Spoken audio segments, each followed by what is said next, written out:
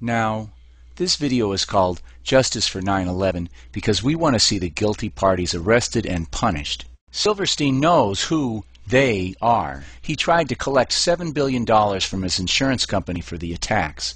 He's in league with the killers. And based on this evidence, he should be arrested and prosecuted. And who else should be punished for this outrageous crime? Richard Myers should be very high on our list. 50 minutes after the first plane hit, 50 minutes after everyone in the country knew that we were under attack, with all of the defenses in place around the Pentagon, this guy couldn't get one single shot fired in our defense. But Myers is just a soldier. He follows orders, and his orders come from George W. Bush. Bush liked the job Myers did on September 11th. He liked it so well that he promoted Myers the following week. For that alone, he should be arrested and prosecuted. But let's take a closer look at the president. As many people know, on the morning of September 11th, Bush arrived at a school in Florida. However, you may not know that Bush has said, well, first of all, when we walked in the classroom, I had seen this plane fly into the first building. There was a TV set on, and What? What did he just say? Well, first of all, when we walked in the classroom, I had seen this plane fly into the first building. There was a TV set on, and No TV channel showed the first plane flying into the building. If Bush saw the first plane crash that morning, it was on a closed circuit from a secret government source. That by itself, having cameras in place for a live shot of the first plane hitting the Twin Towers, suggests that Bush and his people knew in advance that the attacks were coming. But we're just getting started. Well, first of all, when we walked in the classroom, I had seen this plane fly into the first building. There was a TV set on, and I thought it was pilot error. Bush and everyone else in the world knew that the World Trade Center was a terrorist target. It had been bombed before in 1993. FEMA showed the towers as a target on the cover of their 1997 study on terrorism. The Justice Department showed the towers as a target on the cover of their manual distributed to local police in the year 2000. For 2 years, the Pentagon had been running drills in which the towers and the Pentagon were targets of hijacked planes. And on August 6th, 36 days before the September 11th attacks, Bush was given a briefing from a CIA memo on the threat of terrorist attacks. I believe the title was Bin Laden Determined to Attack Inside the United States.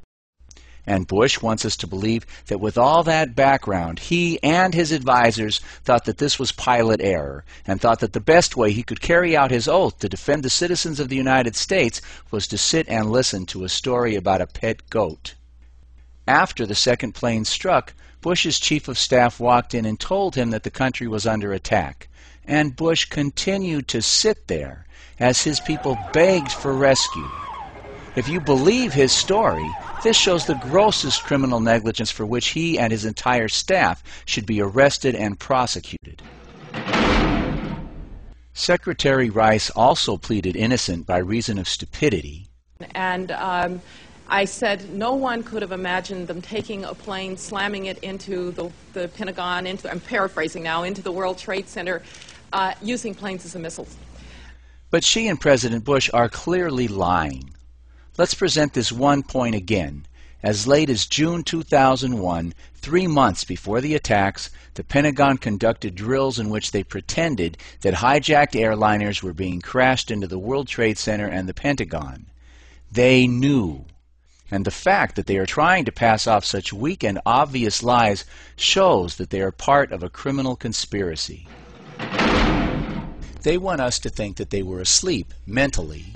But you see, it doesn't matter if they were asleep. I mean, suppose the attacks had been at 3 a.m., when Bush and Rice actually were asleep. What then? Is that all terrorists have to do, is wait for these guys to go to sleep? You see, the U.S. has the world's biggest, most advanced, and most expensive defense systems. There are procedures that are followed, whether our leaders are asleep or awake. 24 hours a day, 7 days a week, 365 days a year, there are high-speed jet fighters fired up and sitting on the runway waiting for an attack, waiting for a plane to diverge from its flight plan and start heading where it doesn't belong. This happens about 100 times a year, that these planes have to take off and catch somebody who's wandered into the wrong place. These standard procedures should have stopped the attacks on the World Trade Center, and the planes at Andrews Air Force Base would have taken 8 seconds to reach the Pentagon. Again, they didn't need orders from the President or the National Security Advisor to do it. The destruction in New York and at the Pentagon did not occur because someone failed to order jets to intercept and shoot down the hijackers. Someone gave an order not to shoot, or else no doubt there would have been shots fired.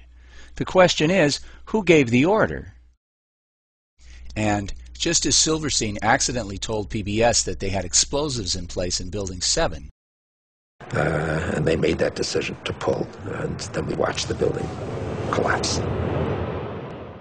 Norman Mineta, the Secretary of Transportation, accidentally told the 9/11 Commission who gave the order not to attempt to intercept or shoot down the planes. Mineta testified that at 9:28 he was in a bunker under the White House with Vice President Cheney. There was a young man who would come in and say to the Vice President, the plane is 50 miles out, the plane is 30 miles out. And when it got down to the plane is 10 miles out, the young man also said to the Vice President, do the orders still stand? And the Vice President turned and whipped his neck around and said, of course the orders still stand.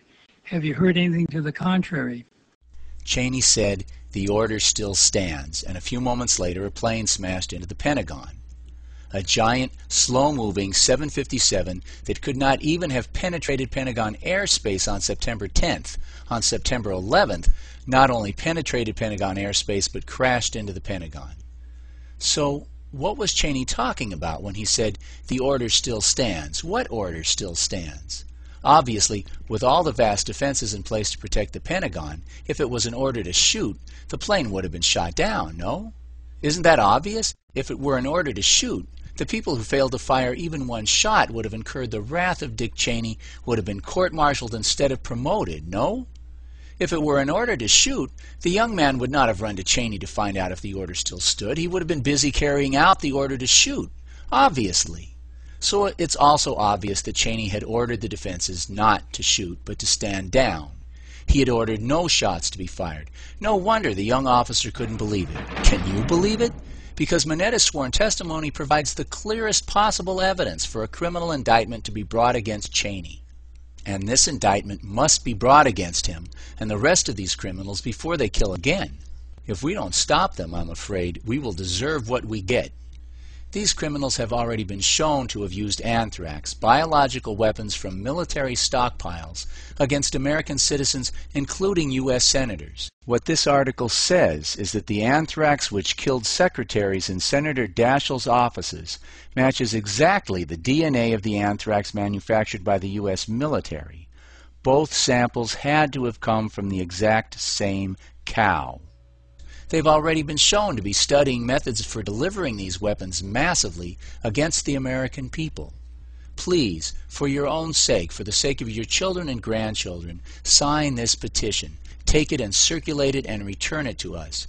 It may already be too late to stop them, but it's way too early to quit trying.